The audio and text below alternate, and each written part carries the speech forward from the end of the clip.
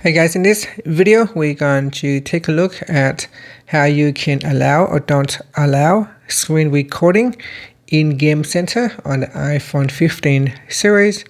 First, let's go back to the home screen by swiping up at the bottom of the screen.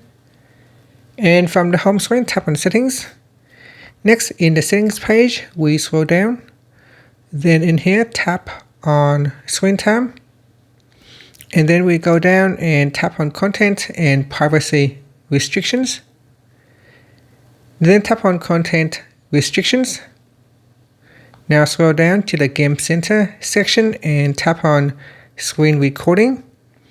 From the next list in here, you can select between allow or don't allow screen recording during gaming. So in here, we can choose don't allow or allow.